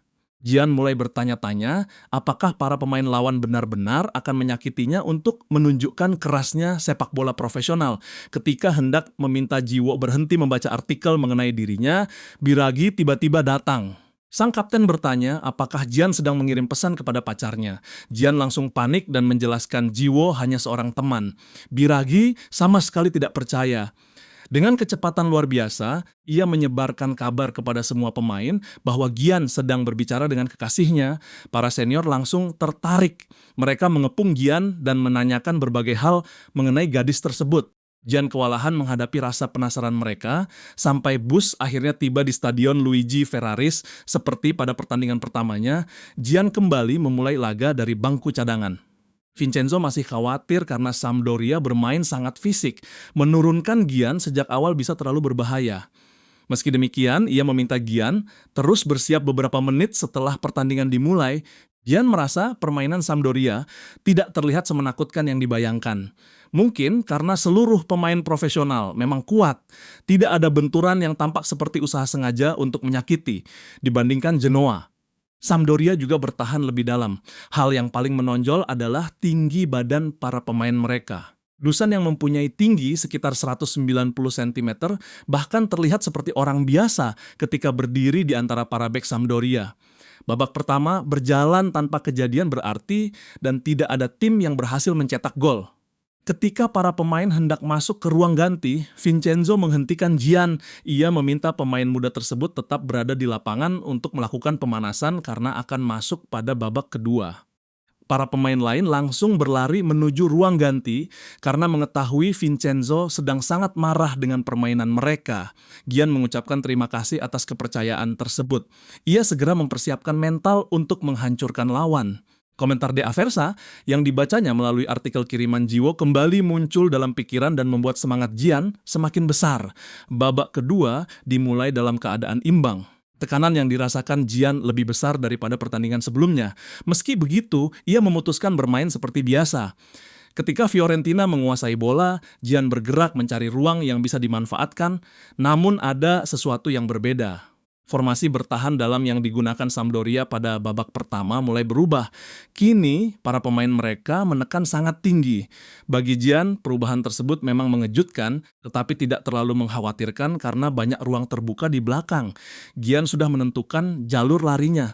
Setelah meninggalkan pemain yang menjaga dirinya, ia langsung meminta bola. Bonaventura tidak membuang waktu dan mengirim umpan. Sambil menunggu bola datang, Gian berencana memecah pertahanan melalui kombinasi satu sentuhan. Namun sebelum sempat menyentuh bola, seorang bek Sampdoria menghantamnya dengan tackle keras. Tubuh Gian terlempar cukup jauh. Ia segera bangkit dan merasa benturan itu masih lebih ringan daripada tackle yang diterimanya ketika berlatih bersama para senior. Orang yang tidak bisa menerima pelanggaran tersebut adalah Saponara. Dia langsung mendekati pemain besar Sampdoria dan mengajaknya berkonfrontasi. Gian berusaha menghentikan, tetapi Saponara memintanya tidak ikut campur. Wasit datang sebelum pertengkaran berkembang lebih jauh. Biraghi juga membantu menenangkan Saponara. Sang kapten mengatakan, sekarang mereka tidak perlu lagi menahan diri. Fiorentina harus memainkan babak kedua, seolah ini merupakan pertandingan terakhir dalam hidup mereka. Gian terkejut melihat betapa penting dirinya bagi para senior. Demi membuat semangat mereka semakin tinggi, Gian berpura-pura masih merasakan sakit hebat. Beberapa detik kemudian, ia mulai khawatir ekspresinya terlalu berlebihan. Namun berada di tengah kelompok yang begitu peduli membuatnya merasa sangat bahagia. Wasit memberikan kartu kepada pemain Sampdoria dan meminta dirinya berhati-hati. Dengan marah, bek tersebut mengatakan Gian terlalu lemah untuk berada di sepak bola profesional. Nikola Milenkovic mendengar penghinaan tersebut dan langsung meminta lawannya mengulangi kalimat itu. Sebelum pertengkaran baru meledak, Biraghi kembali turun tangan. Gian belum pernah melihat sisi agresif Milenkovic dan sempat terkejut. Namun perasaan itu hilang ketika bek besar tersebut menatapnya dengan ramah dan memastikan Gian benar-benar tidak terluka. Pertandingan dilanjutkan. Gian sempat kehilangan konsentrasi karena memikirkan Jiwo. Dusan mengembalikan fokusnya dengan mengirim bola ke arah Gian. Ia meminta maaf dan segera bergerak dengan akurat. Gian memberikan umpan kepada Jose Callejon. Pemain tersebut terlibat duel fisik dengan lawan yang menjaganya. Ketika intensitas permainan semakin tinggi, Gian sempat kebingungan mengenai kontribusi yang bisa diberikan. Fisiknya tidak cukup kuat untuk mempertahankan bola dalam waktu lama. Karena itu, Gian memutuskan terus bergerak tanpa bola sampai peluang muncul. Sebelum pertandingan, De Aversa sebenarnya sudah meminta semua pemain tidak membiarkan nomor 20 Fiorentina bermain dengan bebas. Sampdoria harus memperlihatkan kepadanya arti menghadapi tim profesional tingkat tinggi. Kembali ke lapangan, Gian dijaga oleh 3 pemain sekaligus di sisi kiri meskipun tidak memegang bola. Pemain yang memimpin penjagaan tersebut mengejek dan bertanya apakah Gian masih mampu melakukan sesuatu. Tanpa ragu, Gian mengangkat tangan dan meminta bola. Torreira segera mengirim umpan kepadanya. Sebelum Gian menerima bola, bek besar Sampdoria mengancam akan menabraknya. Gian mengingatkan bahwa pemain tersebut sudah mempunyai kartu kuning. Dengan satu tipuan sederhana, ia berhasil menghindarinya. Meskipun gerakan itu sangat indah, Jian masih terjebak dalam pagar pertahanan yang dibentuk dua pemain lain.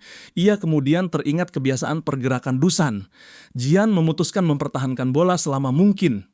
Meski dikepung tiga pemain veteran, ia menggiring bola tanpa rasa takut. Tepat ketika dua lawan hendak melakukan tackle bersamaan, Jian memberikan umpan tumit kepada dirinya sendiri. Ketiga pemain benar-benar terkecoh dan Jian akhirnya keluar dari penjagaan mereka. Ia tahu Dusan pasti sudah bergerak menuju tengah. Jian mengirim umpan akurat ke area tersebut. Dusan menyelesaikannya dengan sempurna dan Fiorentina mencetak gol pertama.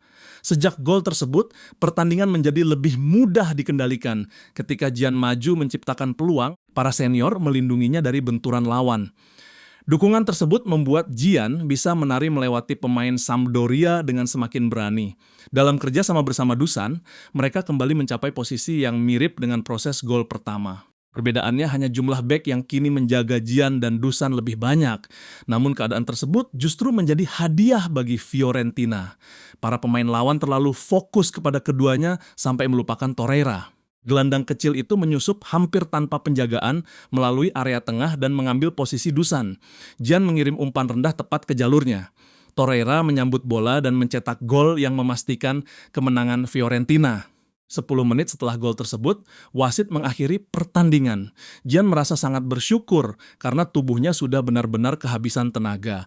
Para senior langsung menghampiri dan memberikan selamat atas penampilan luar biasa. Setelah menyampaikan pujian, mereka kembali menggodanya. Jian disebut sebagai binatang buas di lapangan, tetapi berubah menjadi anak domba yang lembut ketika berada di luar. Jian tidak tahu bagaimana harus bereaksi. Biragi sekali lagi membelanya, tetapi meminta Jian mempersiapkan diri menghadapi sesuatu. Jian bertanya apa maksud perkataan tersebut, tetapi tidak ada yang bersedia menjelaskan. Beberapa menit kemudian, Jiwo dan ayah Jian terlihat terkejut menyaksikan televisi. Jian ternyata sedang berdiri ketakutan dalam sebuah wawancara setelah dipilih sebagai pemain terbaik pertandingan. Jurnalis mengucapkan selamat dan bertanya apakah sejak pertama masuk Jian sudah mengetahui cara memenangkan pertandingan. Dengan gugup, Jian hanya menjelaskan dirinya melihat ruang yang terbuka, sementara rekan-rekannya menyelesaikan peluang seperti biasa. Ketika Jian berusaha berbicara serius, para pemain senior berada di belakang kamera dan terus membuat ekspresi untuk mengganggunya. Jurnalis kembali meminta penjelasan mengenai kreativitas yang diperlihatkannya. Seperti dugaan semua orang, Jian tidak tahu bagaimana menjawab. Ayahnya yang menonton bertanya-tanya, kenapa para pemain lain meninggalkan Jian sendirian menghadapi situasi seperti itu? Jiwoo justru merasa kecanggungan Jian terlihat sangat menggemaskan. Untuk menutup wawancara, sang jurnalis meminta Jian menyampaikan pesan kepada para penggemar baru yang menganggapnya sebagai seorang jenius. Dalam bahasa Korea, Jian menyangkal dirinya jenius. Ia kemudian kembali menggunakan bahasa Italia, berterima kasih atas dukungan mereka, dan berjanji akan terus berkembang agar bisa membuat mereka bangga. Ayah Jian memahami maksud sebenarnya.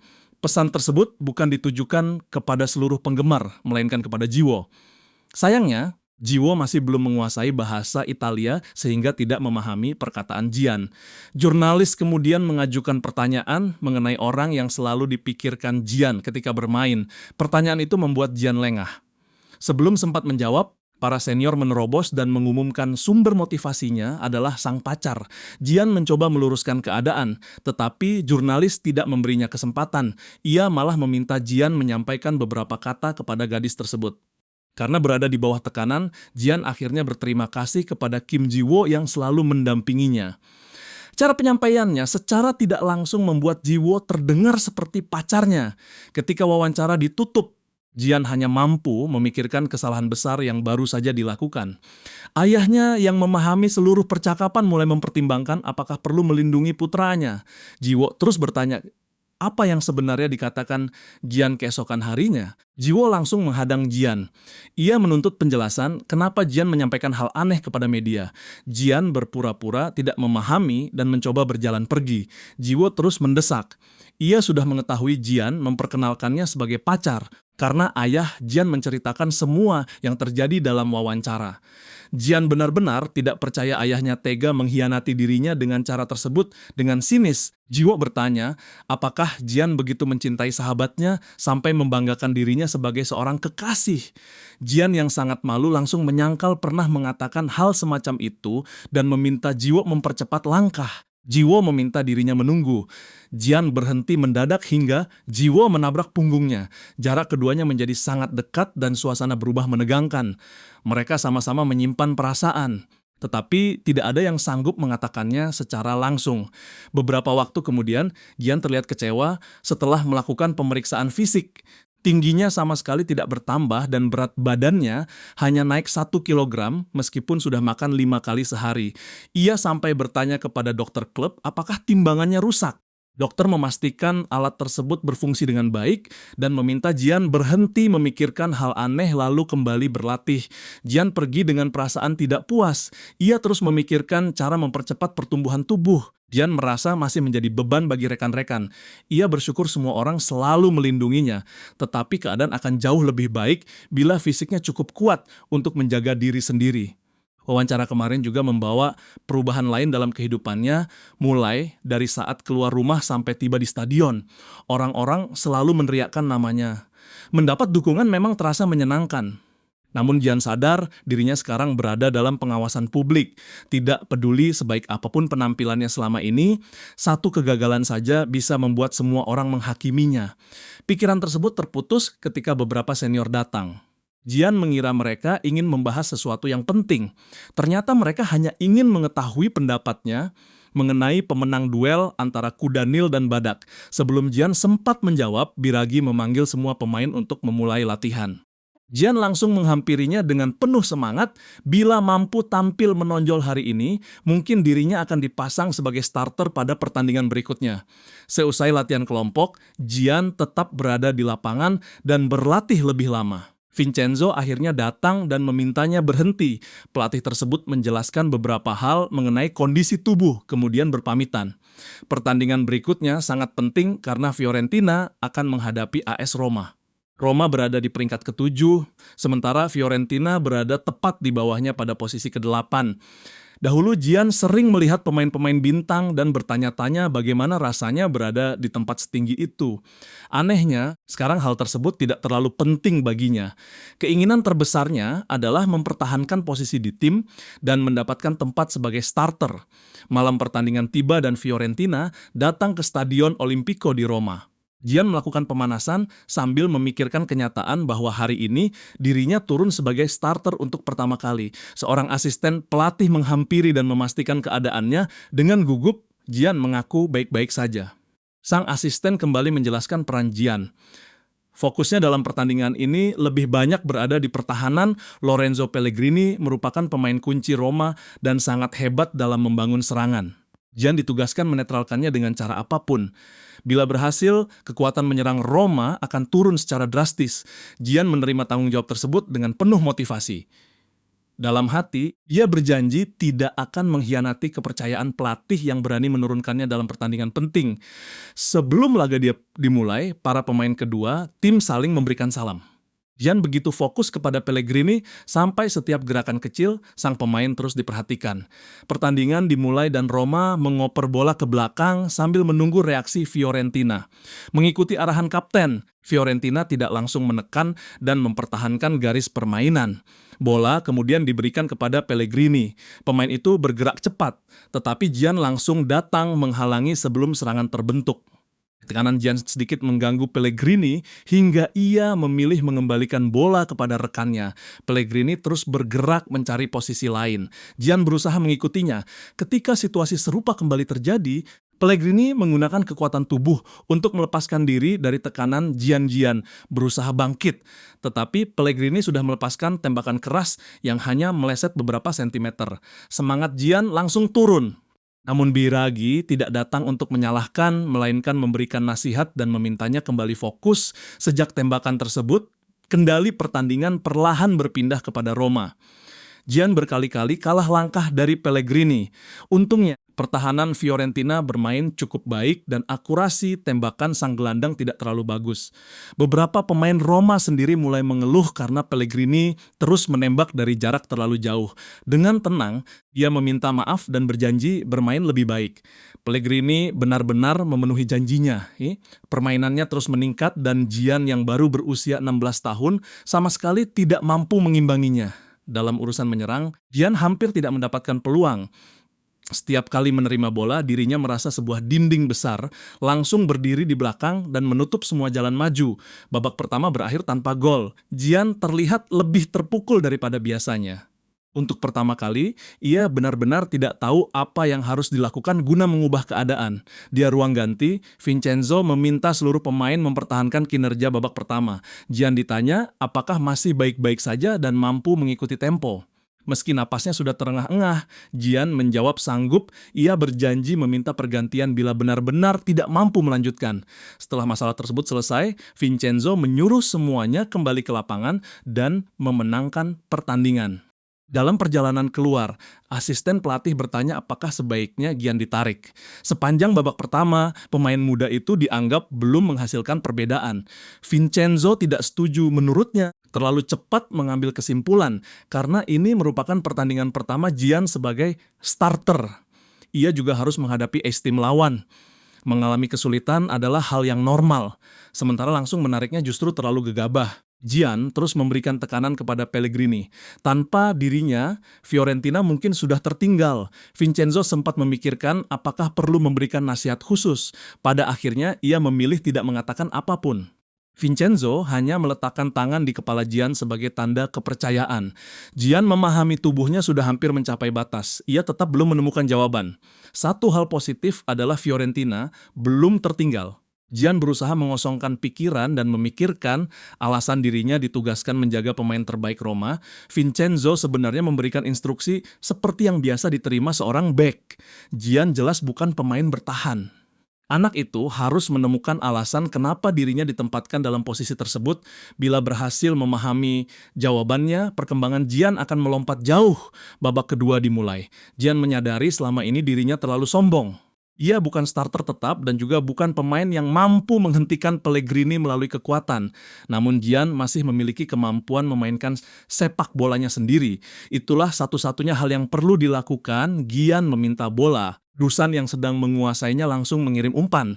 Gian menerima bola dan melalui kombinasi cepat berhasil maju beberapa meter. Namun ketika kembali bertemu pemain bernomor 7 Roma, Gian kehilangan bola.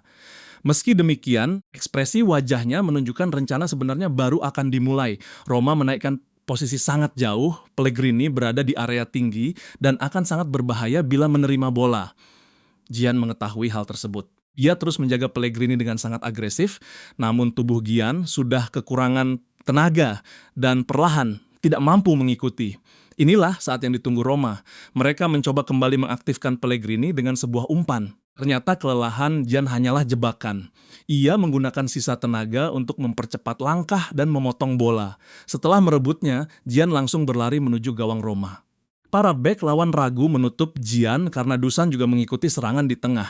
Ketika seorang bek akhirnya bergerak menghalangi, Gian sedikit menghentikan langkah, lalu mengoper kepada Dusan sambil terus maju. Dusan menerima bola dengan mudah dan mencungkilnya melewati bek terakhir. Gian berada dalam posisi sempurna untuk menembak. Tanpa ragu, ia menghantam bola dengan kaki kanan. Bola masuk ke dalam gawang Roma. Gian merayakannya seperti itu adalah gol pertama dalam hidupnya. Penonton yang menyaksikan siaran mulai bertanya siapa anak tersebut, dari mana asalnya, dan kenapa Fiorentina baru sekarang menggunakannya. Komentar-komentar itu dibaca Jiwo yang menonton siaran langsung. Dengan gembira, ia melihat nama Gian mulai ramai dibicarakan di media sosial. Beberapa menit setelah mencetak gol, Gian meminta diganti. Dia merasa kecewa karena tidak sanggup meneruskan pertandingan. Namun tubuhnya benar-benar sudah mencapai batas. Sebelum meninggalkan lapangan, para pendukung Roma memberikan tepuk tangan. Gian tidak memahami apa yang sedang terjadi.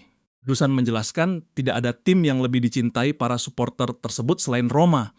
Namun dalam keadaan tertentu, mereka bersedia menunjukkan penghormatan kepada pemain lawan. Hari ini Gian menjadi salah satu pemain yang pantas menerima penghormatan itu. Dusan memintanya meninggalkan lapangan dengan kepala terangkat. Jian yang hampir terjatuh karena kelelahan malah berlari secepat mungkin menuju bangku cadangan akibat malu. Saponara mencoba meminta Jian memperlambat langkah agar waktu pertandingan terbuang. Namun Biragi membiarkannya karena Gian masih seorang anak yang belum terbiasa menghadapi situasi semacam itu. Asisten pelatih yang sebelumnya ingin menarik, Gian langsung memeluk dan memberi selamat. Seluruh pemain cadangan melakukan hal yang sama. Jian sendiri belum merasa puas. Ia hanya berguna selama 10 menit awal babak kedua dan harus keluar karena kondisi fisik. Sebelum tenggelam dalam pikiran negatif, Jian teringat Jiwo. Bayangan gadis itu membantunya melihat sisi positif. Jian baru saja mencetak gol melawan Roma dan hal tersebut tetap pantas dibanggakan. Memasuki menit ke-75, Roma berhasil menyamakan kedudukan. Sebuah umpan silang dari Pellegrini disundul penyerang mereka ke dalam gawang. Tidak ada gol lain sampai pertandingan berakhir dengan skor 1-1. Para pemain Fiorentina mendekati kelompok kecil pendukung mereka untuk mengucapkan terima kasih. Saponara mengatakan ini pertama kalinya mereka tidak dicemooh setelah pertandingan tandang. Menurutnya, semua itu terjadi karena Gian-Gian mengaku sedikit senang. Namun ia masih sulit menerima rentetan kemenangan. Tim berhenti tepat pada hari pertama, dirinya menjadi starter. Vincenzo langsung mengunci lehernya dengan lengan dan mengejek sejak kapan Gian menjadi begitu sombong. Dia ruang ganti, Gian mengambil ponsel. Saat ini satu-satunya pendapat yang mampu mengubah suasana hatinya adalah milik Jiwo. Gadis itu sudah mengirim lebih dari 99 pesan selama pertandingan. Pada awalnya, pesan-pesan Jiwo berisi kekhawatiran ketika melihat Gian kalah melawan AS Roma. Sesudah Gian membalikan situasi dan mencetak gol, seluruh pesan berubah menjadi ucapan selamat. Gian terkejut melihat jumlahnya, tetapi tetap berterima kasih. Dia kemudian menanyakan foto yang dikirim Jiwo. Jiwo menjelaskan foto tersebut memperlihatkan ayah Gian sedang merayakan gol. Gian merasa pemandangan itu lucu dan meminta Jiwo juga mengirim foto dirinya setelah membaca kembali pesan tersebut. Gian menyadari kalimatnya bisa disalahartikan. Sebelum sempat menghapus, Jiwo sudah membalas dengan nada sinis. Gadis itu mengejek Gian terlihat sangat putus asa ingin melihat foto pacarnya. Wajah Gian langsung memerah. Ia buru-buru menjelaskan Jiwo sudah salah memahami dan mengatakan dirinya tidak ingin melihat foto apapun lagi. Beberapa waktu kemudian, Gian kembali berada di tempat latihan U17. Tony dan Luca sedang memarahinya. Mereka mengatakan Gian tidak seharusnya makan 5 kali sehari, apalagi menambah latihan secara berlebihan. Gian mencoba menjelaskan itu adalah keputusannya sendiri. Tony tidak memberinya kesempatan berbicara karena mengira Vincenzo yang memaksa Gian melakukan semuanya.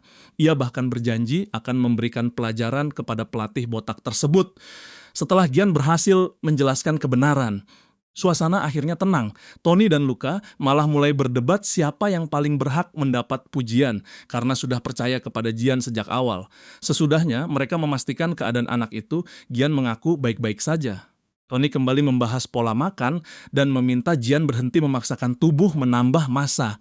Gian masih dalam masa pertumbuhan dan obsesi terhadap berat badan bisa berakhir dengan cedera. Gian mengakui nasihat tersebut benar. Makan terlalu banyak dan berlatih sampai larut sebelum laga melawan Roma justru membuat kondisi fisiknya lebih buruk. Ketika Gian menyampaikan kesimpulan itu, kedua pelatih memandangnya dengan bangga meski berada dalam keadaan kurang baik. Gian tetap berhasil mencetak gol. Tony dan Luca mengaku merayakan gol tersebut seperti orang gila. Dengan rendah hati, Gian berterima kasih karena mereka selalu berada di sisinya. Tanpa kedua pelatih tersebut, Gian tidak mungkin mencapai titik ini. Luca terkejut mendengar Gian berbicara begitu pandai dan menuduhnya sudah tidak polos lagi.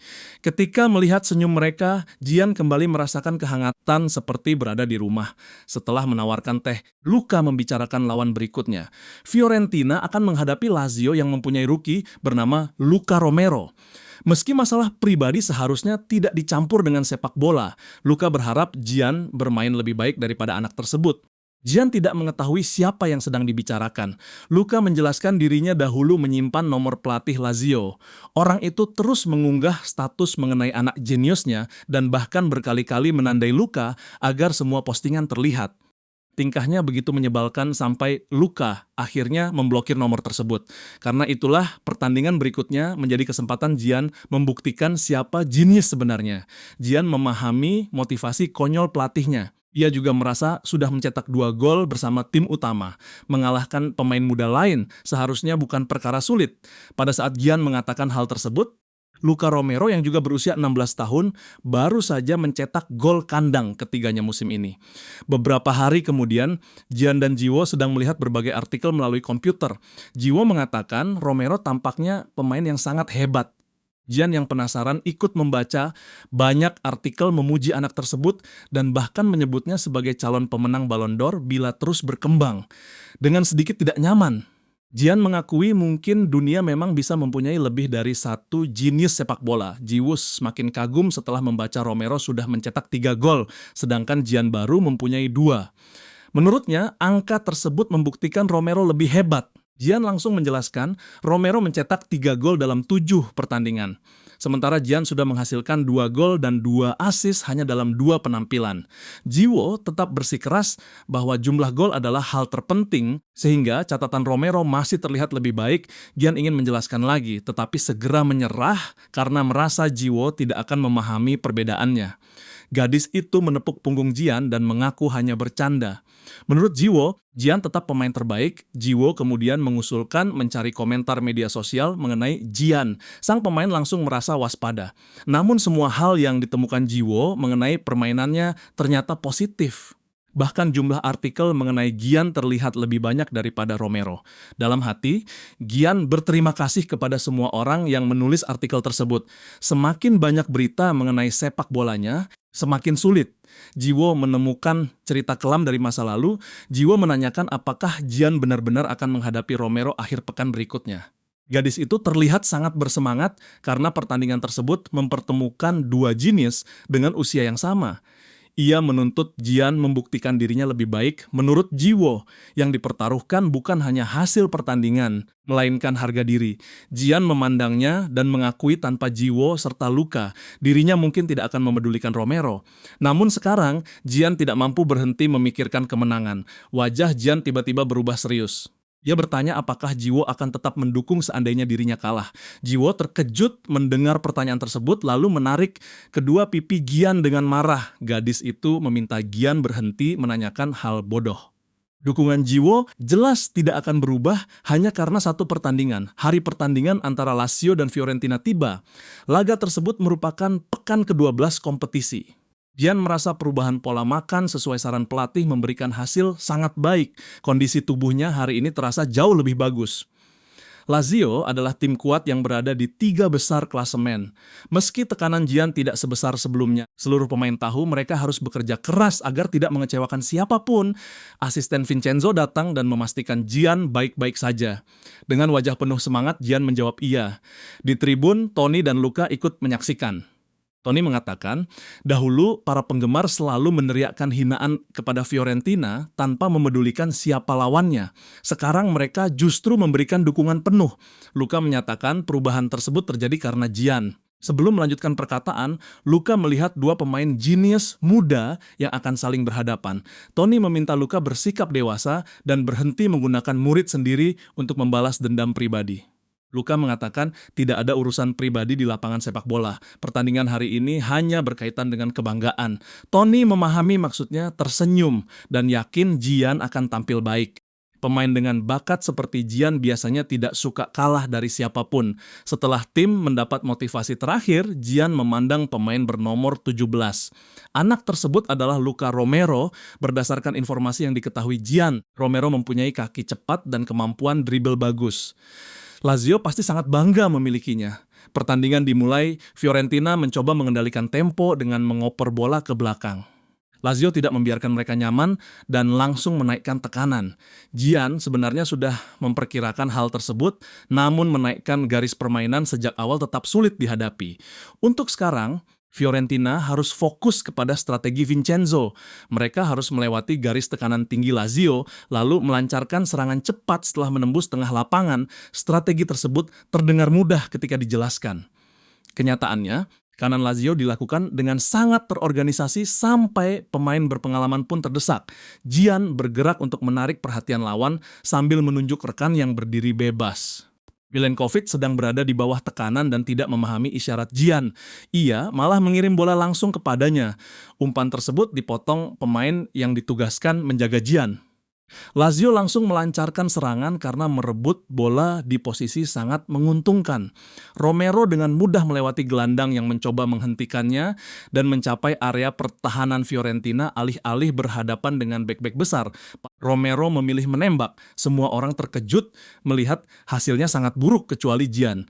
Menurutnya, menembak dari posisi seperti itu memang bukan keputusan baik. Milenkovic menghampiri Gian dan meminta maaf atas kesalahan umpan sebelumnya. Dengan tersenyum, Gian mengatakan hal tersebut bukan masalah. Ketika kembali mengambil posisi, ia melihat Romero sedang berdebat dengan salah satu rekannya. Romero menuntut bola terus diberikan kepadanya, meskipun beberapa kali gagal mencetak gol. Gian tidak memahami bagaimana seseorang bisa bertindak begitu percaya diri. Setelah menyia-nyiakan peluang, Romero kemudian melewati Gian dan menanyakan apakah dirinya adalah jenius lain yang ramai dibicarakan sebelum pertandingan. Bila benar, menurut Romero, semua orang sudah terlalu berlebihan. Gian tidak membela diri dan hanya bertanya-tanya apakah lawannya sedang berusaha memprovokasi. Penjaga gawang Fiorentina, Pietro Terracciano, sedang menguasai bola dan bingung menentukan pilihan. Terlalu banyak pemain Lazio berada di area pertahanannya, sedangkan tidak ada rekan yang berani meminta umpan. Pada saat itu, Terracciano melihat Gian mengangkat tangan dengan ekspresi serius. Anak itu meminta bola karena ingin memperlihatkan cara seorang pemimpin bersikap di lapangan. Romero mengejek penjaga gawang Fiorentina yang terlihat takut memberikan umpan. Menurutnya, tidak masalah bola dibuang karena Lazio akan segera merebutnya kembali dan memasukkannya ke gawang. Mendengar ejekan tersebut, Terracciano langsung menendang bola jauh. Gian menerima umpan itu. Ia sudah mengetahui ada dua pemain berada tepat di belakang. Gian berputar cepat untuk menghadapi mereka. Kedua pemain Lazio langsung bergerak menutup. Gian memilih melawan satu persatu agar tugasnya lebih mudah. Pemain pertama dilewati dengan tipuan sederhana. Kepada lawan kedua, Gian berpura-pura hendak mengoper. Pemain itu menjatuhkan diri untuk memblokir, tetapi gerakan tersebut hanya tipuan lain. Setelah keduanya tertinggal, Fiorentina memulai serangan. Gian sudah membaca posisi seluruh pemain. Ia tahu tekanan tinggi membuat pertahanan Lazio menyisakan banyak ruang. Situasi menjadi semakin berbahaya karena Fiorentina mempunyai striker cepat seperti Dusan. Gian menemukan ruang kosong dan langsung mengirim bola. Dusan sudah bergerak menuju tempat yang sama. Kiper Lazio melihat Dusan maju dan kebingungan menentukan tindakan. Namun perhatian tidak boleh hanya diberikan kepada sang striker. Karena Gian juga terus mengikuti serangan merasa waktunya terbatas, Dusan melepaskan tembakan keras. Penjaga gawang masih mampu menepis bola. Para pemain Fiorentina menyesali kegagalan tersebut, sedangkan Lazio panik berusaha merebut bola pantul. Gian yang terus mengikuti serangan tiba di tempat yang tepat. Ia menyundul bola hasil tepisan dan mencetak gol pertama. Kecepatan analisis, Gian perlahan meruntuhkan kepercayaan diri jenius Lazio. Gian merayakan gol sambil memikirkan Jiwo. Dalam hati, ia bertanya apakah gol tersebut sudah cukup menjelaskan siapa jenius sebenarnya dalam pertandingan ini.